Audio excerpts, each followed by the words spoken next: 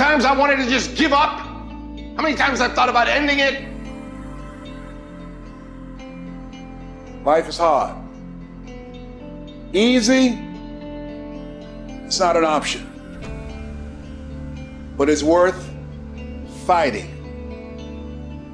It's worth believing. It's worth giving yourself a chance.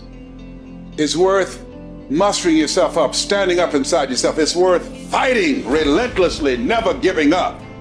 It's worth fighting a good fight. It's worth being around motivated, positive people. It's worth being up-tempo. It's easy to have faith and feel good when you're feeling good and you have no pain and your bills are paid and you got a clean bill of health from the doctor. It's easy to be motivated then.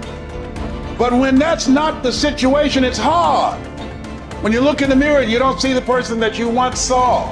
It's hard. I know it's hard, but do it hard. You got to go all the f in. When there's a will, there's a way, and there's always a way. When you're committed, you don't care about the facts. You don't care about the odds. You don't care about the opinions of others. The only thing you care about is making it through to the other f***ing side. No matter what it takes. You just got to keep searching, keep fighting, keep hammering, keep failing, keep trying, keep getting back up again, and stop at nothing to reach it. You gotta have mental toughness. You don't give up on me. You don't quit on me. You man up. You woman up. You get your life back. You get your family back. I need you to have mental toughness. When you come up against that thing, you gotta outlast it. And you gotta already have made up your mind before you get to cancer. You gotta already have made up your mind before you get to that exam. You gotta already have made up your mind when you're talking to your husband, when you're talking to your wife, when you're talking to that sickness. You gotta look at it before you even get to it. So don't you ever give up. You get to make a choice. Is failure going to break you or is failure going to make you? You get to decide. Failure doesn't. It's okay to fall. It's okay to cry. It's okay to go home. But quitting should never be an option. It's not in falling that makes us failures. It's in not getting up that makes us failures. And you get to decide if you get up or you don't get up. I can accept failure. Everyone fails at some point. I cannot accept not trying. I don't feel rejected. I tried. How do you feel rejected when you try? The person who didn't try should feel rejected. The person that didn't try should feel defeated. I tried. I don't feel rejected. I feel good about myself. I don't feel bad. I gave it 120%. You can't never feel bad when you put forth 120%. You can't let the outcomes make you feel whack. I'm not whack. I'm a warrior. I'm a problem solver. I'm not soft. I'm not weak. I don't quit. I don't give up. I don't surrender. I don't always win, but I always try. When you believe with everything in you that you are destined for greatness, you will find a way. You turn a tragedy into a triumph, despair into repair, pain into gain, adversity into prosperity. You have to know that this thing is going to work. Come hell or high water, whatever it is that I set out to do, it may not happen in 6 months, it may not happen in a year, it may not happen in 2 years, but at some point, my dream is going to become a reality. I think about my why. I can't quit. I can't stop. I can't get tired. I can't give up. I can't give in. My mama counting on me. My wife is counting on me. When you ain't got nothing left in your tank, you got to think about the people in your life that you're doing this for. And then if you could think about them, you could go one more mile. You could go one more day at work. You keep going. You keep studying. You keep writing. You keep singing. You keep rapping. You keep boxing. You keep fighting. You keep dribbling. You just keep on keeping on. And if you persevere, every storm that's come, it will pass.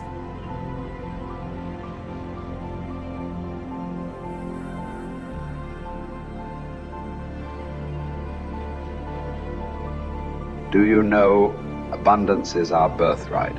Abundance is our birthright, and everywhere you look, you see abundance. Everywhere you look. There's an abundance of leaves on the trees. There's an abundance of snow in the ground. There's an abundance of water in the universe. There's an abundance everywhere you go, and you and I have the ability to create an abundance. Now you take nothing with you, you'll never own anything. You arrive with nothing, you're going to leave the same way. It's like somebody said, you come in with no hair and no teeth, no money, that's the way you leave. But while you're here, you can enjoy an abundant life. You can have all of whatever it is you want, but you have to earn it.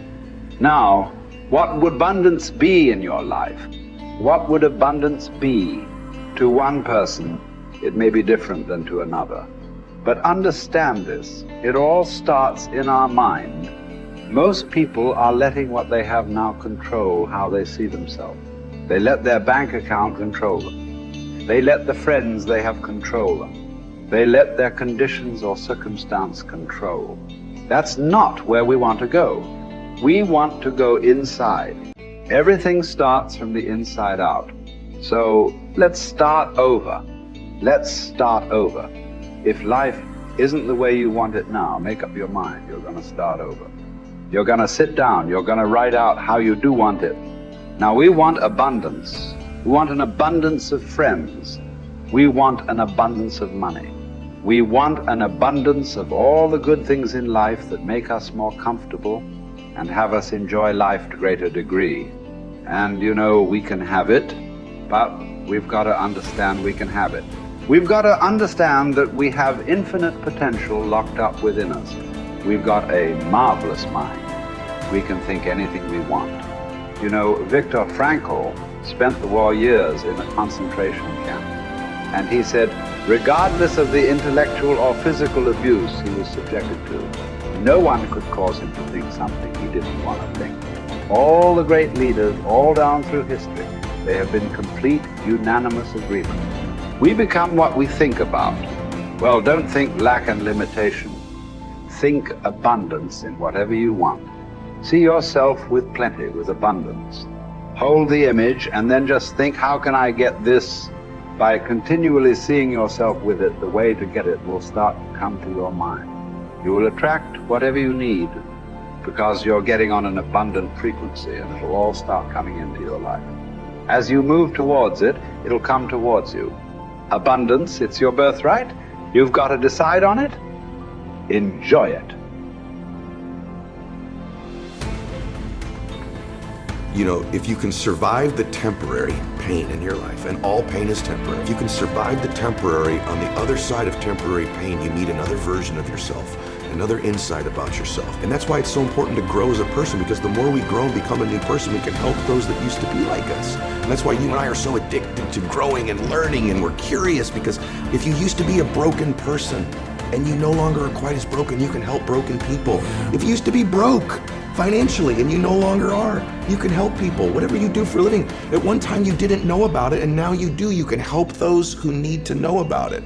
And so you're immensely qualified if you understand the power of doing one more. 95% of people have an operating system in their mind where they operate out of history and memory. 5% of humans operate out of vision and imagination. So the reason we're so much happier, I believe, when we're children is we have no history and memory. So we operate out of imagination and dreams and vision. But at some age, some people it's 5 years old, some it's 8, some it's 18, some it's 28.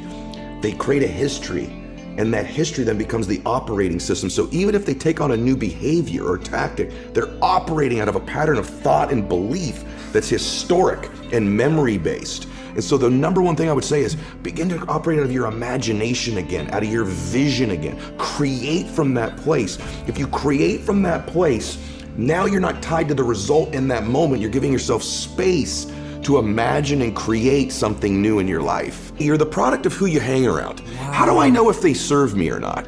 Here's one way to just deduce this, because they could be beautiful people who care about you, and they might even support you.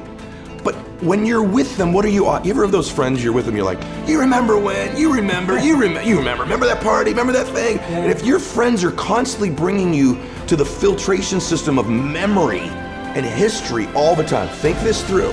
How often are those friends saying, hey, what are you working on now? Where are you going? What's your vision? What do you want to create? And maybe that sounds hokey, but you and I have both our friends have the most amazing histories, and you can't get them to talk about them. No. You have to work, because what are they still doing? Yeah. They're talking about now and where they're going. Yeah. Their viewpoint in their life is being present and having a vision for the future. Yeah. A formula for misery, a formula for lack of creativity, lack of productivity is constantly being history and memory. Even if it's good, it doesn't serve us. And for most of us, it's not good. And we keep living from it or trying to move away from it. Create a new future. Don't move away from the past. Create a brilliant, imaginative, curious, vibrant vision for your life. Love for something is in the present moment also, right? Love is not just for the past. And it's funny how important one day is, man. When my dad got sick, my dad got cancer. When he first got sick, he goes, hey, my dad was a dude. He goes, look, I'll fight this one time. Okay, I'll do your little chemo and your surgery, but I'm not gonna pour poison into my body. I'm not gonna lose my hair. I'm not gonna deteriorate. I'll give this thing a shot once. If it doesn't work, I'm out. That led to 8 years of him fighting it. Chemo, radiation, proton therapy, surgery, chemo, experimental chemo, and he did lose his hair and he was in pain. And I'd say to my dad, Dad, you're suffering so much. You said you wouldn't suffer. He said, no, Eddie, I'm in pain, but I'm not suffering. I choose not to suffer. And I'm not suffering because I get to see my grandkids again. And I said, Dad, why are you doing this? And he said, you only understand the power of one day when you're threatened with never having another one. And I'll do anything for one more day. Get to be with you one more time. Give your mom a kiss one more time. Maybe I'll see one of my granddaughters get married. And he goes, I'll do anything for one more day. And when we begin to think of our life that way, the power of right now and having one more moment and one more minute is so beautiful. It's so blessed. It's so big. It's so amazing. Why would we spend that minute in history? Why would we spend that minute in the past when we could be fully present and creating the future?